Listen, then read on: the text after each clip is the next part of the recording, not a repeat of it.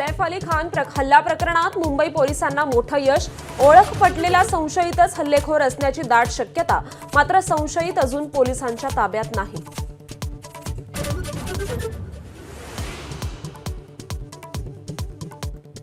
सैफ अली खानवर हल्ला केल्यानंतर आरोपी दादरमध्ये गेल्याची माहिती। मोबाईल दुकानात आरोपीकडून हेडफोनची खरेदी।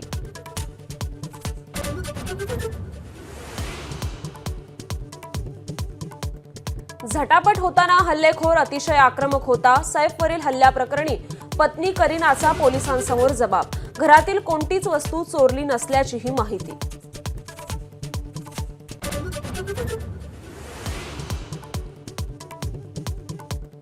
अपात्र लाडक्या बहिणींचे सरकार पैसे परत घेणार नाही किंवा दंडही आकारणार। महिला बालविकास मंत्री आदिती तटकरे यांचं स्पष्टीकरण।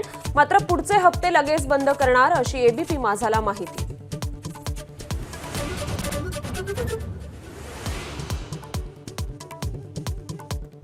शिर्डीत राष्ट्रवादी काँग्रेसचं आज आणि उद्या 2 दिवसीय शिबिर। छगन भुजबळ आणि धनंजय मुंडे यांचीही उपस्थिती। साई दर्शनाने होणार अधिवेशनाची सुरुवात।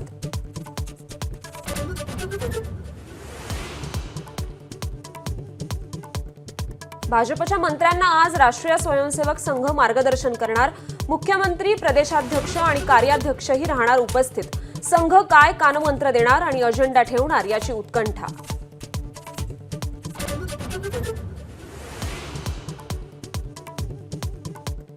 एबीपी माझाच्या बातमीनंतर प्रशासन खडबडून जागं। अनेक महिन्यांपासून प्रलंबित 87 जात प्रमाणपत्रांना अवघ्या तासात मंजुरी।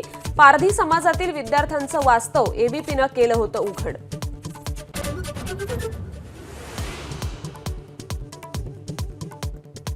पंतप्रधान नरेंद्र मोदींच्या हस्ते आज ग्रामीण भागातील 12 राज्यातील 65 लाख लोकांना प्रॉपर्टी कार्ड बहाल करणार। 135 लाख कोटींच्या मालमत्तेची मालकी मिळणार।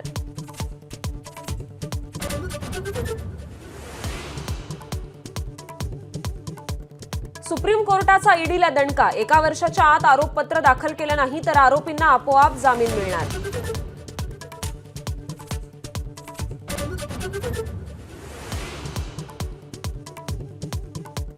कोलकात्यातील आरजी कारमधील डॉक्टर महिलेच्या बलात्कार आणि हत्या प्रकरणात आज सीबीआय कोर्टाचा निकाल। 162 दिवसात खटला निघत आहे निकाली।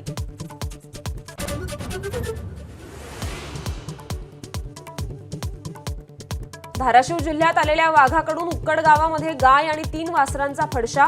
वन विभागाला मात्र वाघ अजूनही सापडेना। 4 जनावरं मारल्यानंतरही वन विभाग म्हणतंय वाघ अजून हिंस्त्र झाला नाही।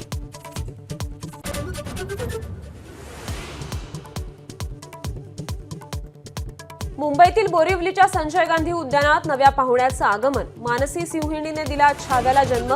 14 वर्षांच्या प्रतीक्षेनंतर उद्यानात सिंह जन्मला।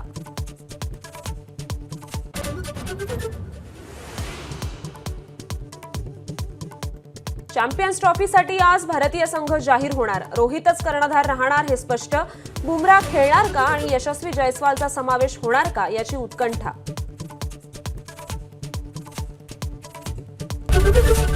एबीपी माझा, उघडा डोळे बघा नीट।